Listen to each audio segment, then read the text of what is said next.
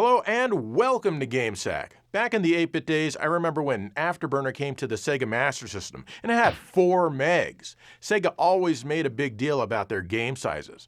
And then when Strider came to the Genesis and it had 8 mega power! memory! I still have issues even comprehending a game that massive.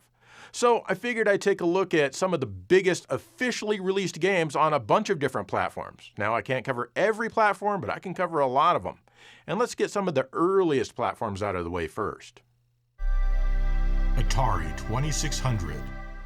Atari 2600 games used to max out at about 8K in the early days, which is almost nothing. Some games found a way to use twice the memory, like Solaris here, which is 16K. But in 1990, Mega Boy came out in Brazil. This title is a whopping 64 kilobytes, or half of a megabit. This is an educational game where you name the object that you're looking at. It has a lot of different objects and many different languages to play in. It also has some dreadful music.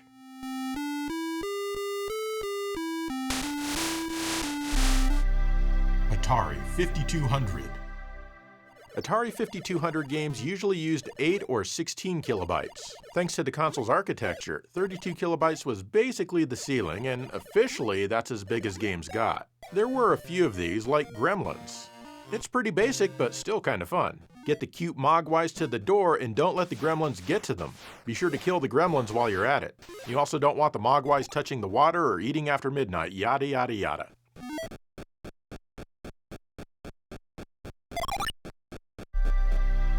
Atari 7800.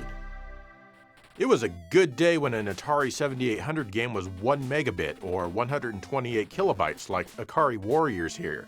That's 1/8 of a megabyte. Honestly, this doesn't look or sound much worse than the NES version. But there are 2 games on the console that exceeded this. The first is Alien Brigade. This is 144 kilobytes or 16K more than a megabit. Unfortunately, this is a light gun game and I can't control it because I don't have a light gun, but as you can see here, it's similar to Operation Wolf. Looks like it could be cool. The other game is Crossbow. This one also had 144 kilobytes. It's another light gun game, but this one lets you use a joystick. Basically, you need to protect the people who are walking across the screen from various hazards. This one might be enjoyable with a light gun.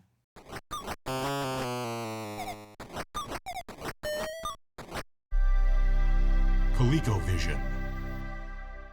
Like most 8-bit consoles of the time, ColecoVision games tended to be tiny. But nearly 24 of them hit 32 kilobytes like Alcazar here. That's a quarter of a megabit, or 1/32 of a megabyte.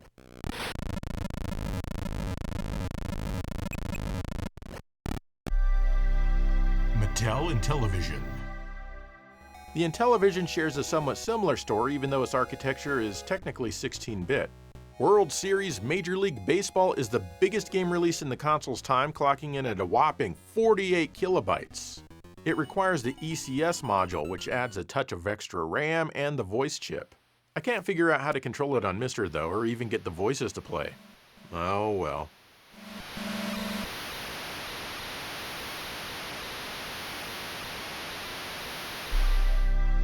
Sega SG-1000.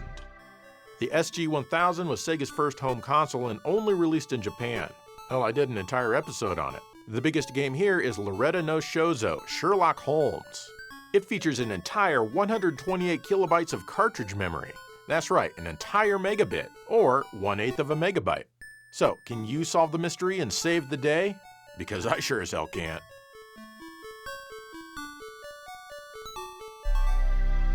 Nintendo Entertainment System. The NES put the Master System to shame in North America as it maxed out at 6 megabits and the largest game is Kirby's Adventure.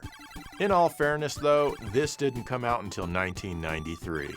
We all know Kirby. You control this little guy and he can inhale enemies, and if he swallows them, he can gain their powers. Assuming that they have powers to give. It's a fast-paced and fun adventure with a lot of variety in the locales. You can certainly tell a lot of memory went into the graphics due to that said variety.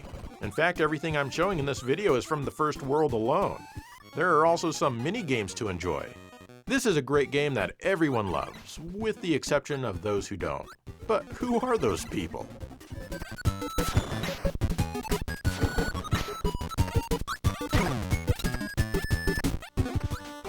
There were actually 2 other 6 meg games released on the system, but only in Japan. Like, okay, bear with me, Aoki Okami to Shiroki Mejika from Koei. Yeah, it's one of those turn-based simulation strategy games that Koei likes to make. This one is about Genghis Khan, I think. I'm not sure if you're trying to stop him or you're playing as him. You could probably do both. Personally, I don't do Koei, especially when it's completely in Japanese.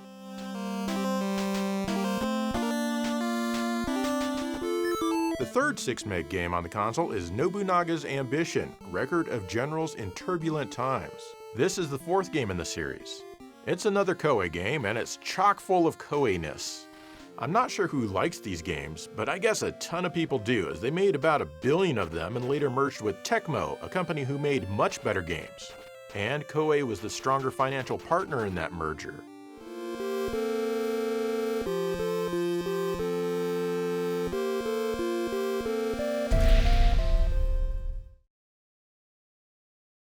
Okay, now we're into the areas where I think most of us can relate. And up next is the platform that started this whole mega power marketing thing to begin with. Sega Master System. While the Master System maxed out in North America at 4 megs with games like Afterburner and Phantasy Star, there were a handful of full-on 8 meg games released elsewhere, like Asterix and the Great Rescue in Europe. This is way more impressive than the NES, at least in file size. The gameplay itself isn't all that great. Your goal is to find the keys, which will then unlock the doors for you to continue on with the level. The jump and action buttons are backwards because, well, this is Europe. The collision here is also extremely suspect. You have to tap the button to throw a punch, and it doesn't do it until you let go of the button, so yeah, quite a bit of lag in your attacks. It definitely takes a bit of getting used to. Honestly, I'm not sure where the memory is going in this game.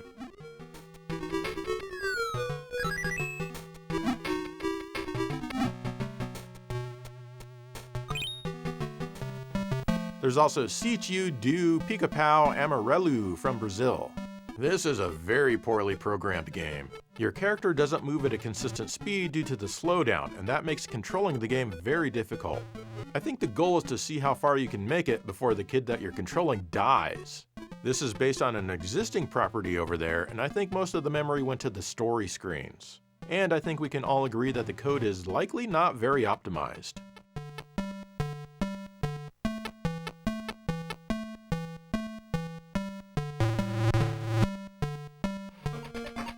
Sonic Blast is another 8 meg game that only saw a Master System release in Brazil. This is a quick and dirty port from the Game Gear game. You do have more playable area here, but you can tell this was meant for the Game Gear by looking at a lot of the subscreens. Or even this bonus stage here. The colors have probably been reduced a bit from the Game Gear as well. It plays like any other 2D Sonic game, but you don't lose all of your rings when you take a hit. The game uses pre-rendered sprites and I think maybe even the backgrounds, and that's likely where most of the memory here went. The music isn't bad either.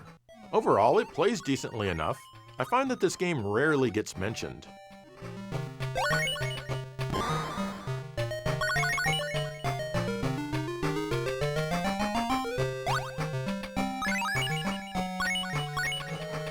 Virtua Fighter Animation is another 8 meg Master System game that showed up only in Brazil. This is based on a Virtua Fighter cartoon, and it's another conversion from the Game Gear. The play area is wider but not taller, so it looks kind of weird. The opponents barely even fight back, so it tends to be exceedingly easy. It's missing the zoom mode from the Game Gear and maybe some of the colors, but it still looks good.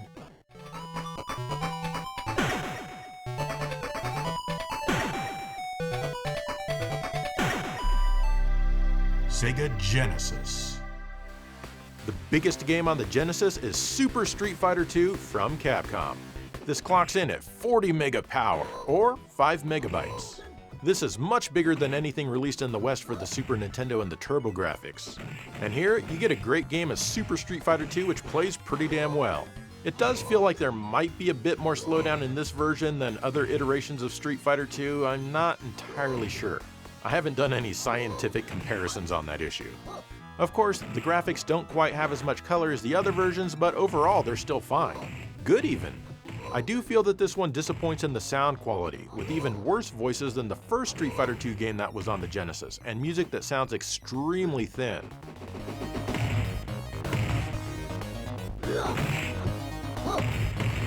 The musical sound quality was great in the last game. What happened here?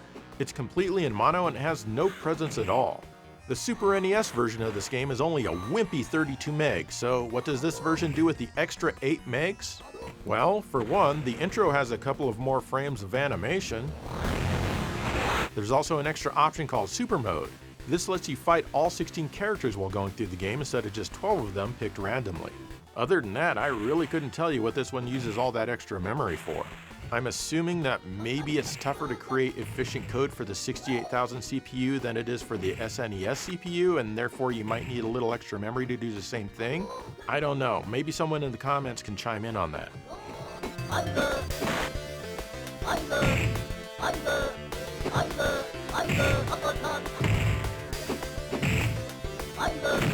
There were quite a few 32 meg games for the Genesis though, like Blockbuster World Video Game Championship 2, We're due!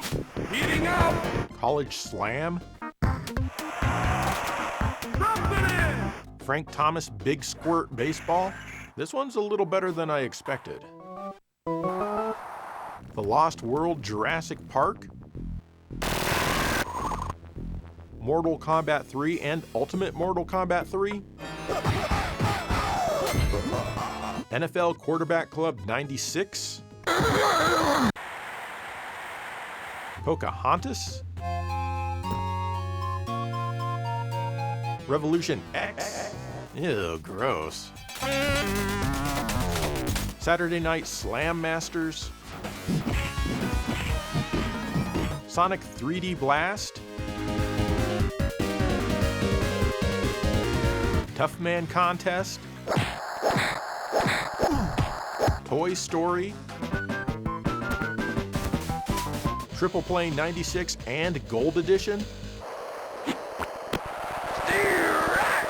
Virtua Fighter 2, WWF WrestleMania the arcade game, and Experts. Absolutely none of these 32 meg games were ever released in Japan. I mean, I can't blame them. Who the hell would want Experts?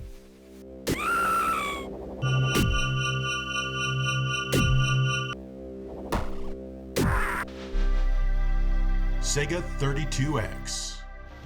The 32X only had 35 cartridge games released in total, and 8 of them reached the maximum size of 32 megs. They were Mortal Kombat 2, NBA Jam Tournament Edition, Primal Rage, Romance of the Three Kingdoms 4 Wall of Fire. This is another Koei game, and it was only released in Japan.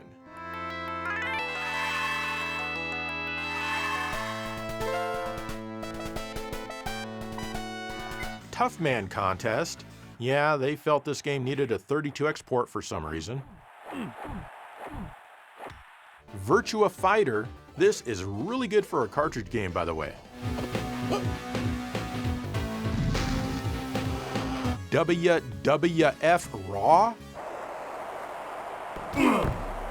and WWF WrestleMania, the arcade game. 32 meg games make sense here, obviously, because, you know, 32X.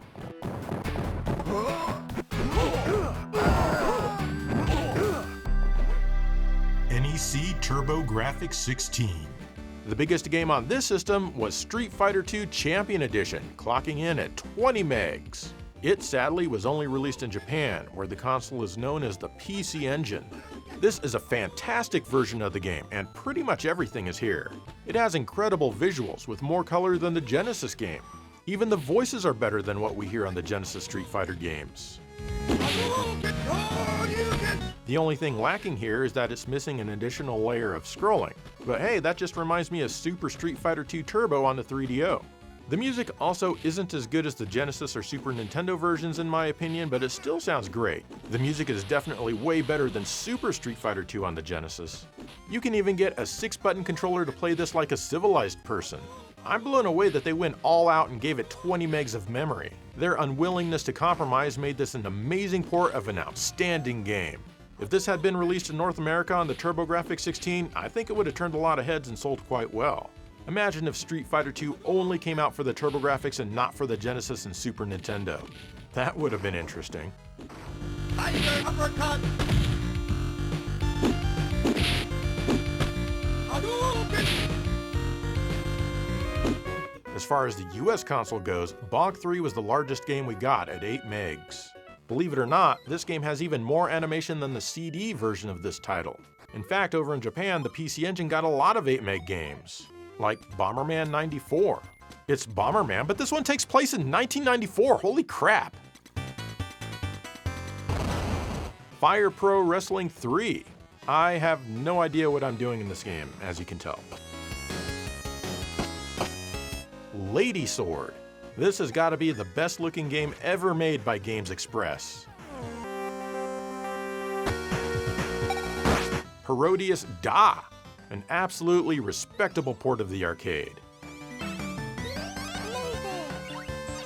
Quiz Toko Shashin. Answer questions correctly to eventually reveal a naked girl.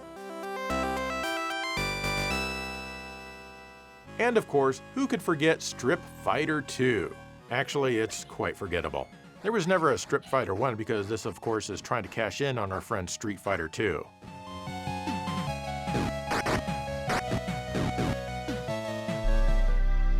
NEC SuperGrafx.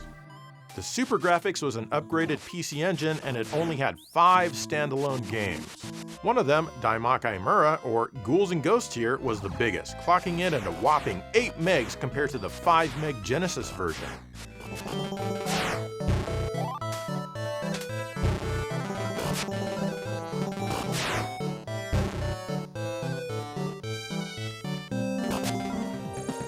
Another 8 meg game was All Dimes. This is a rather difficult horizontal shooter.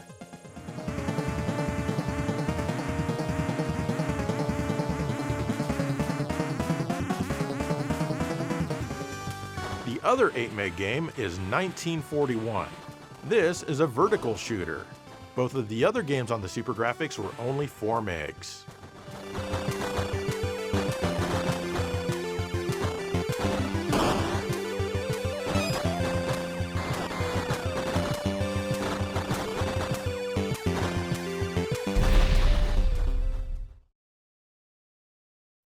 Portable game systems can use memory too. Did you know that? I didn't, but then again, I'm extraordinarily stupid. So let's check out some portable systems. Nintendo Game Boy.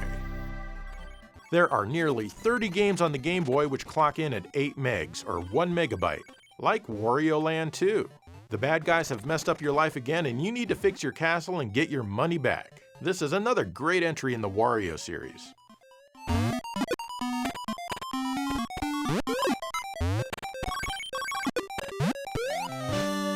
Or Pokemon Yellow, Red, and Blue.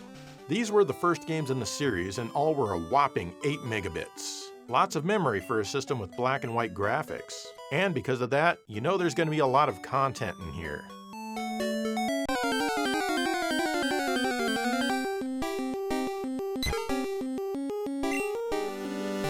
But the biggest game for the Game Boy is Pokemon Gold and Silver. This is a Game Boy Color game, but it's backwards compatible with a regular-ass Game Boy. It's twice the size, clocking in at 16 megs. And it's just like the previous game, though some of the graphics have improved a little bit, and naturally it's a different quest. A lot of the memory, of course, is used for different colors which we don't get to enjoy on the old Game Boy here, but you're not going to let that stop you, right?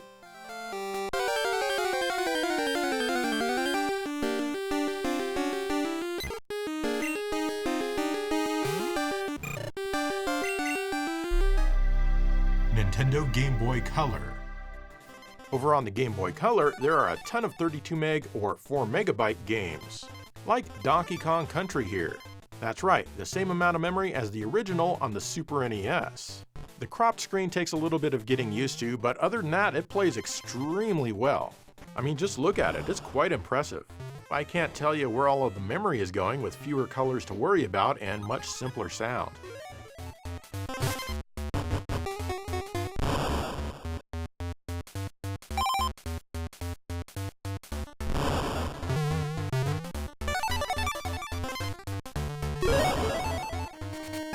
The biggest Game Boy Color game, though, is Densha de Go 2, or Let's Go by Train 2, which was only released in Japan. This one is a full 64 megs, or 8 megabytes. Start out by picking a train. In this one, you drive the train, and I'll tell you right now, I have no idea what I'm doing. But I think I could probably figure it out if I cared about it just a little bit more. The scenery that scrolls by definitely takes up a ton of memory, though it's mostly monochrome. There's also a bit of full motion video in the intro with various trains passing by. It's an interesting game for sure.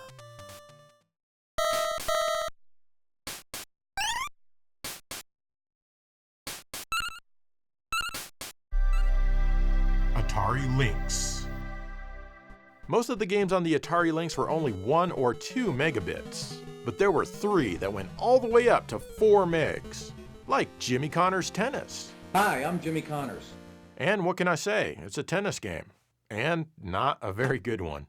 Though it does have some really clear voices. 15. All. I think the thing that takes up most of the memory is Jimmy Connors' face on the title screen.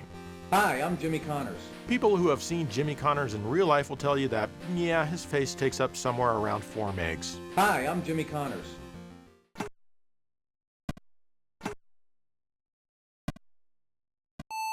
$15, $30.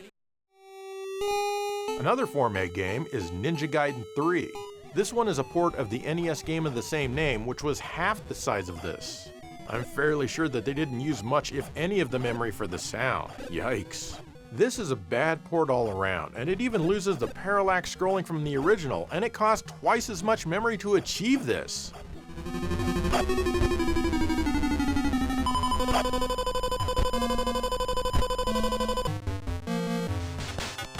It gets better though, because the last 4 meg game on the Lynx is Pit Fighter. Oh, this isn't any better at all. It looks awful. The Lynx can only put 16 colors on screen at once, and it shows here. But are they even doing that? At least the player scaling is in here when you move towards or away from the screen. There's absolutely nothing else notable about this awful game, and they used as much memory as they could for it.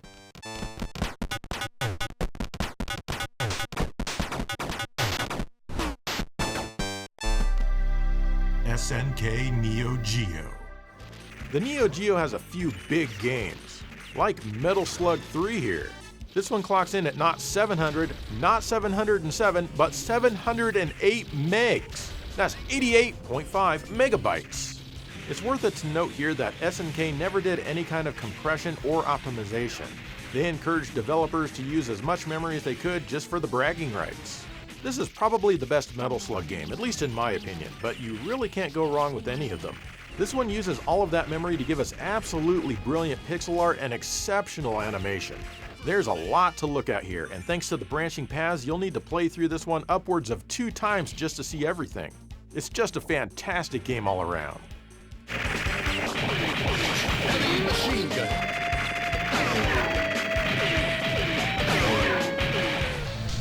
Metal Slug 5 is also 708 megs. Not sure why Metal Slug 4 wasn't, but hey, here we are.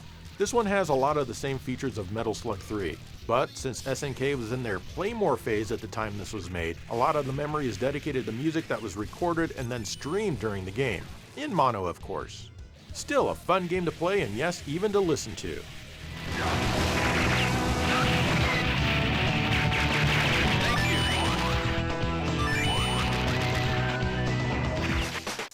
But the biggest game on the Neo Geo is The King of Fighters 2003. It absolutely shames Metal Slug 3 and 5 with an extra 8 megabits of memory. Those weak-ass low-memory games can go straight to hell. It's The King of Fighters 2003. That's right, this has 716 megs, or 89.5 megabytes. Man, if only they would have added an extra 4 megabits to get an even 90 megabytes. This, of course, is a fighting game, 3-on-3 style. You can choose 3 characters from a roster of 32. Did I count that right? That is a lot of characters. And each and every one of those needs their own animation, voices, as well as winning and losing screens.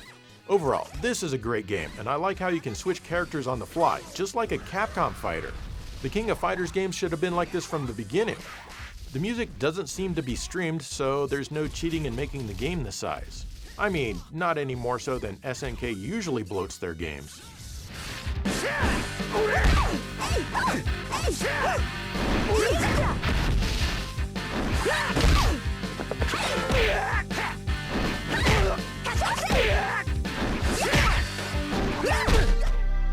Sega Game Gear.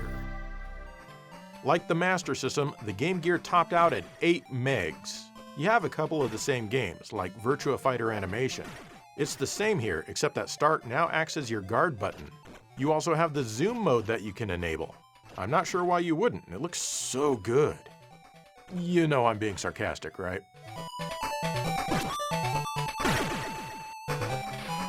Or Sonic Blast, which is also the same, just less play area to work with. Both of these games definitely feel more at home on the Game Gear.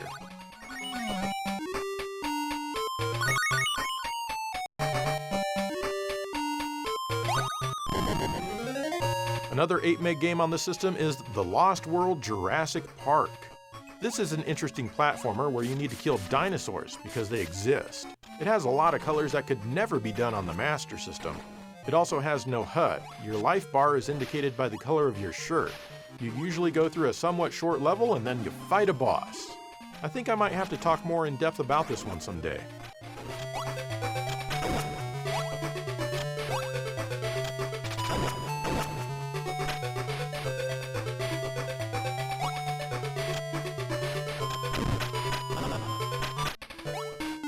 The final 8 meg game on the Game Gear is Garfield, Caught in the Act.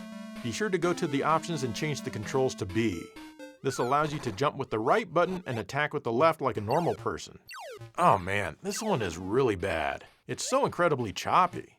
As they didn't spend any time at all attempting to optimize the scrolling, I doubt they optimized how the memory was used either, and that likely explains the size. Just bloated code.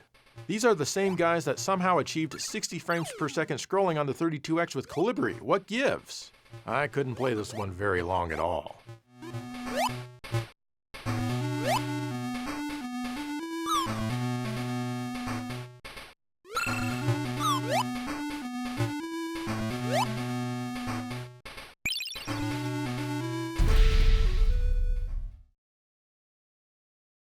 Anyone remember the Super Nintendo? I mean, besides everyone?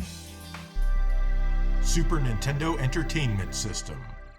The Super NES had dozens upon dozens of 32 meg games, which alone is pretty impressive. In fact, it maxed out at 32 megs here in the West. But eat your heart out, Genesis, because it had not just one, but 2 40 meg games, which were released only in Japan. Like Daikaiju Monogatari 2 from Hudson Soft, or Super Shell Monsters Story 2. I'm of course using an English fan translation here. This is an RPG with turn-based random battles. From the little I've played so far, it seems okay, though the frequency and speed of the random battles might be a little grating to some. But hey, it's 40 megs of RPG goodness!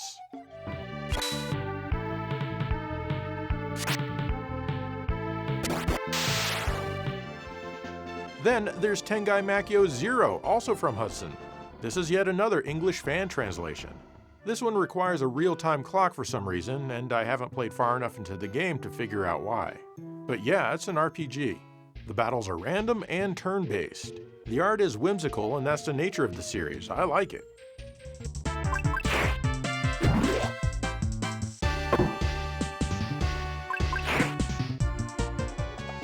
But the Super Nintendo didn't stop with these pathetically small 40 meg games like the Genesis did, oh no. That's right, they have 2 48 meg games. Like Tales of Fantasia here from Namco, only released in Japan. This one has a full song that's sung to you in the opening.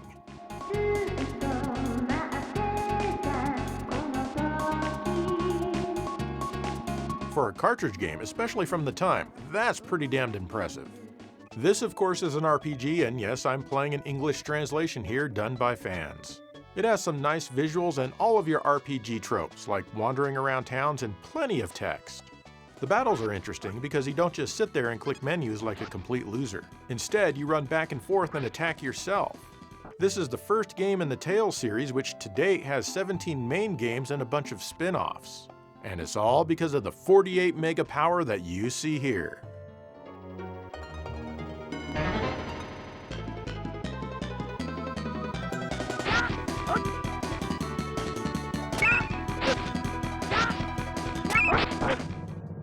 The other 48 meg game is Star Ocean from Tri-Ace and Enix. Once again, only released in Japan.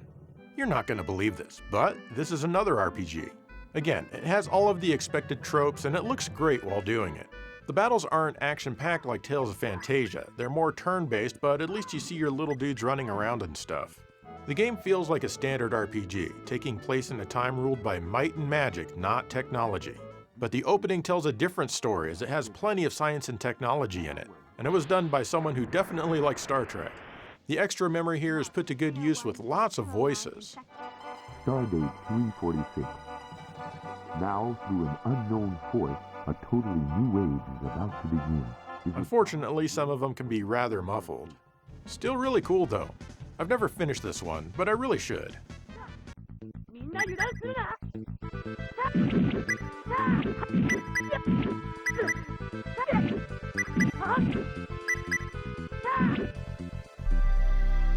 Atari Jaguar.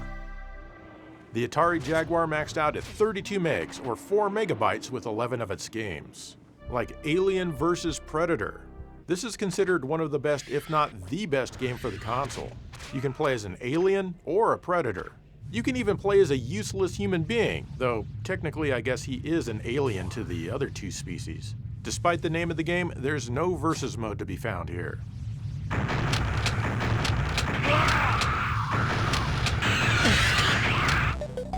Atari Karts is another 32 meg game. It looks pretty, but it feels kind of empty to play.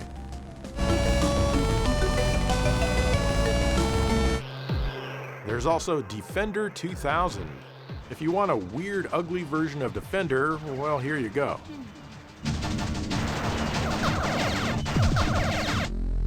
Doom was a big release for the system. 32 megs and they couldn't fit in the music? Well, actually that's not it. The music isn't played, so the Jaguar has a bit more resources to process the rest of the game. Poor Jaguar.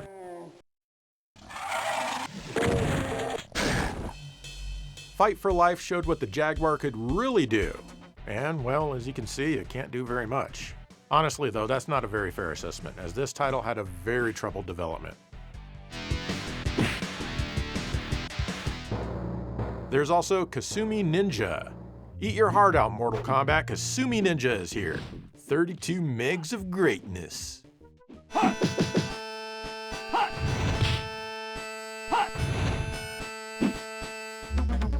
We also have NBA Jam Tournament Edition. Same amount of memory as the 32X game, and it looks a little better. Plays well too.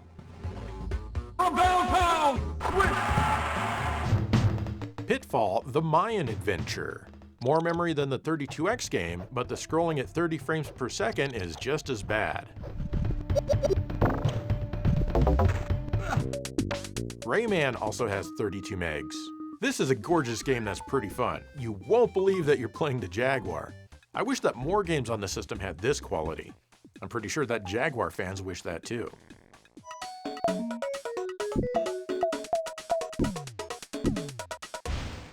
How about Ultra Vortec? To me, this game is what the Jaguar and 3DO sub-generation was all about. Crappy digitized fighters trying to cash in on Mortal Kombat. As you can see, it rarely worked out very well.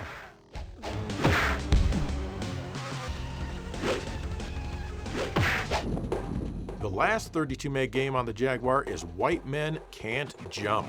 The graphics of the court in this street basketball game are actually slightly appealing, at least to me. I like the slight illusion of depth. Nothing but net. But come on, no full-screen digitized picture of Woody Harrelson or Wesley Snipes anywhere? Where did the 32 megs even go? Get off me! Nintendo Virtual Boy. The Virtual Boy only had 14 games in total. That's it. Each and every one of them were 16 megs, or 2 megabytes. So there's no biggest game officially released on this platform. I never imagined I'd have an excuse to use this Virtual Boy footage I captured from a modified Virtual Boy for the GameSack Virtual Boy episode. Glad I kept it.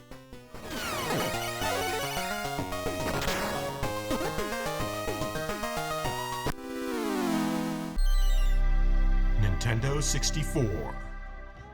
The Nintendo 64 had no choice but to have some big cartridges since it was competing with CD-based consoles. The games got as big as 512 megabits, that's 64 megabytes. That's right, just like the 32X maxed out at 32 megabits, the Nintendo 64 maxes out at 64 megabytes. Conker's Bad Fur Day is one such game. This 3D platformer has extremely colorful visuals. It also has lots of different characters and situations. Each and every one of these situations has a long, drawn-out, and of course, unskippable cutscene which is fully voiced that is easy to do when you have so much space available on the cart. I can only imagine how this game shocked the sensibilities of the average Nintendo player, or more importantly, their parents.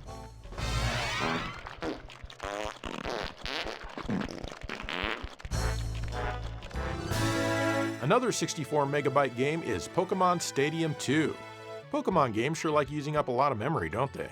This one's all about transferring your Pokemon from the Game Boy games and having them battle and stuff.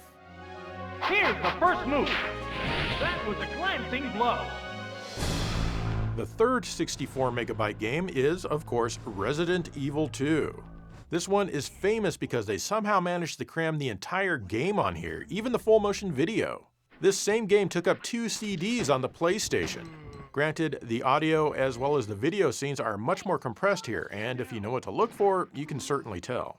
But it's still amazing to play this one on cartridge when CDs were being shoved in everyone's face. It runs and controls quite well and even features kind of a half-assed high-resolution mode. And I do say that with love.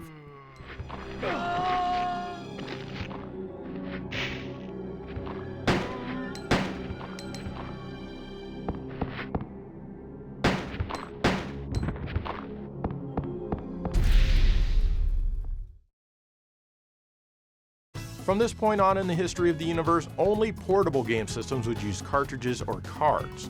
And let's start off with the one that was underappreciated in its own time, and honestly, even now.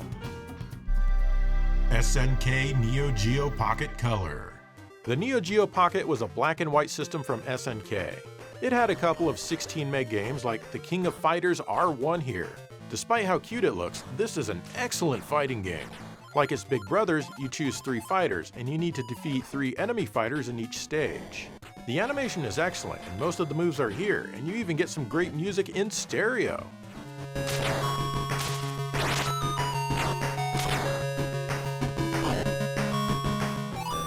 Or how about Samurai Showdown? Pretty much the same thing can be said about this one. It translates quite well to the Neo Geo Pocket. I do prefer the King of Fighters game though.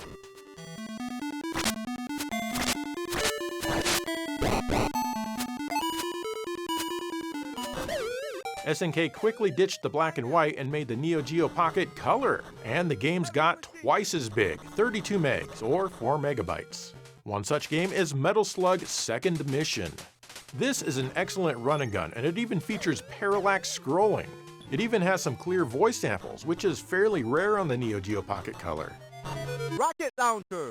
This definitely uses up some memory. This game is an all-around must-own for the portable.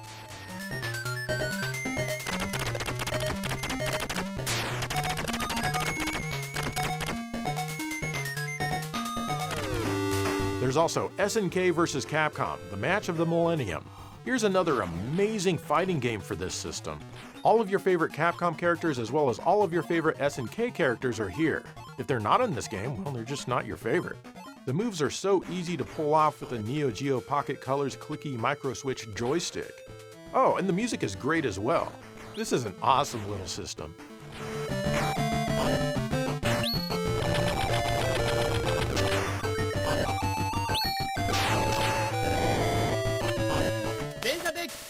And naturally, there's a version of Densha De Go 2 here as well. This is only half the size of the Game Boy Color game. It doesn't have the full motion video in the intro. And the gameplay is handled differently. It took me forever to figure out how to get the train to move, and even when it did, it was an accident. I think it might actually look a little bit better than the Game Boy Color version. What do you think?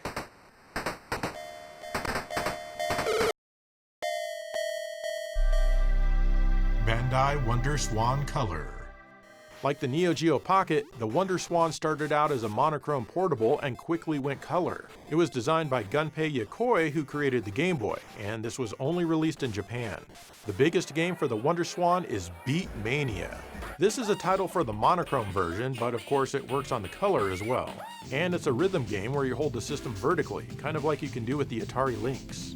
I have no idea if I'm actually playing or if the DJ is simply giving me a long diatribe before handing the control over. This game is 128 megs, or 16 megabytes, likely due to all of the sampled audio.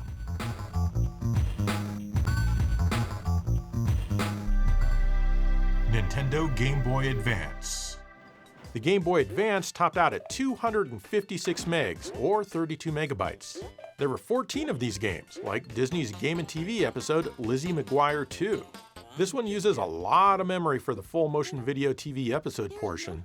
I get the feeling that memory suddenly became very, very cheap midway through the Game Boy Advance's life. See ya. There's also Happy Feet, Harry Potter and the Goblet of Fire, Kingdom Hearts Chain of Memories. This is an RPG, of course, but it has some video to eat up some of that memory. Hell, I'm betting a lot of these 256 meg games do. The Legend of Spyro, The Eternal Night, Pokemon Mystery Dungeon Red Rescue Team. This is kind of different for a Pokemon game. Riviera, The Promised Land. Shamu's Deep Sea Adventures. Echo the Dolphin can suck it. Make way for Shamu, bitch. The memory is wasted in this one. The Sims 2. Here am I. The Sims 2 Pets. The Herbs, Sims in the City. Yggdra Union.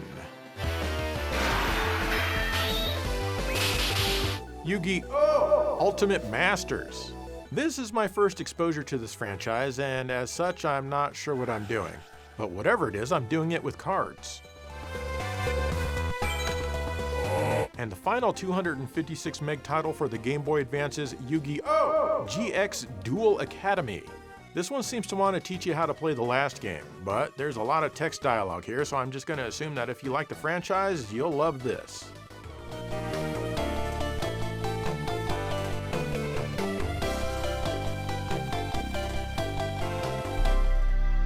Nintendo DS.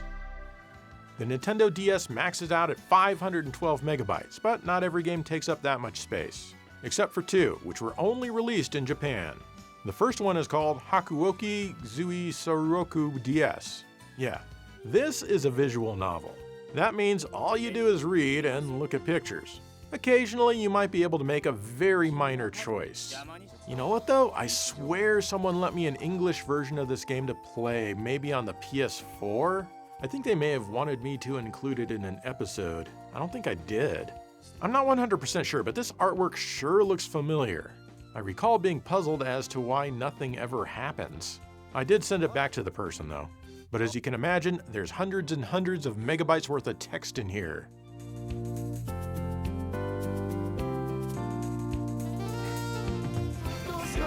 The other 512 megabyte or 4096 megabit game is Yaigo de Tabasuru, Little Charo. You're a little dog whose owner got back on the plane to Japan, but you accidentally got left behind. This game is aimed at kids learning English, and kids demand 512 megabyte power. The woman in the uniform grabs the box. You basically just play the dialogue and choose actions on the touchscreen. You can sometimes interact with the environment. Yeah, it's pretty basic and not for adults, but it's still way more endearing than that visual novel, that's for sure. I was in an airplane, but suddenly I'm here. Where were you supposed to go? Nippon! Nintendo 3DS.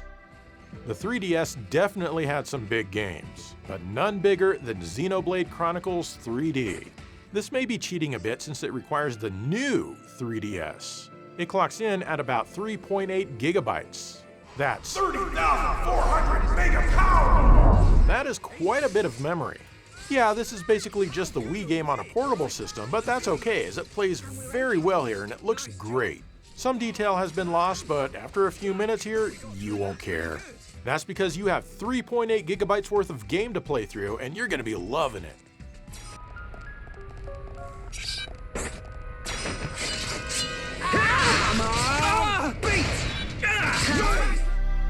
Sony PlayStation Vita. Despite being released after the disc-based PSP, the Sony PS Vita used game cards. In fact, this is Sony's only console to date where the game media isn't spinning discs. And as far as I can tell, Uncharted Golden Abyss is the biggest game for the thing, or at least tied with the God of War collection. But I don't have that, and it's just a collection, so here's Uncharted, which is an original game. And it's a pretty good game too, but the controls take a bit of getting used to, especially if you're familiar with the way the PS3 games control. It clocks in at 3.5 gigabytes, which is a little smaller than the biggest 3DS game. I've heard that there are some games like Phantasy Star Online 2, which can take up to 16 gigs once it downloads extra stuff, if that counts. Stay down. You don't have to tell me.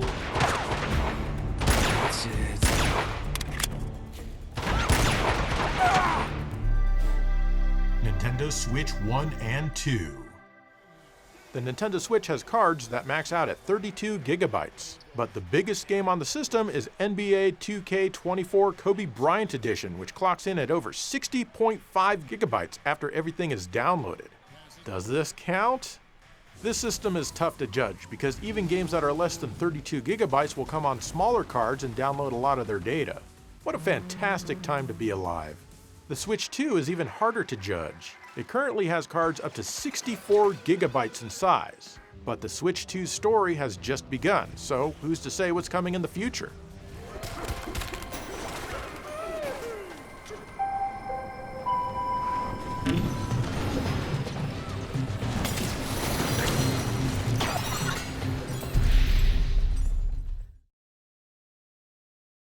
And there you go, the biggest games for 28 to 31 different platforms, depending on how you count them.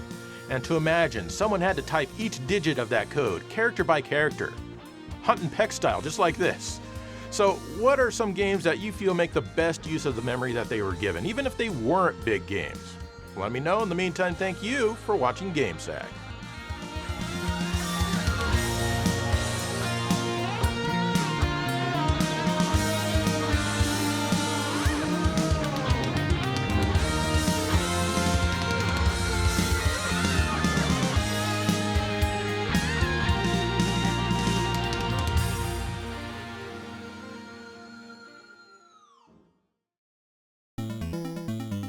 Oh, video games. Video games are fun. I should play one.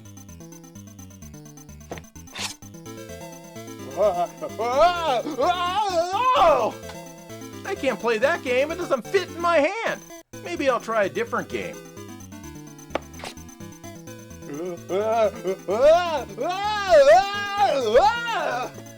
Well, I can't play that game either because it doesn't fit in my hand. What am I gonna do? You need to play the TurboGrafx 16. Its games comfortably fit in your hand. Wow! This fits in my hand! Now I could play this. Don't waste your time with other video game consoles where their games do not fit in your hand. How can you play the games if they don't fit in your hand? Only TurboGrafx 16 games will comfortably fit in your hand. If it doesn't fit in your hand, it's just not worth playing with.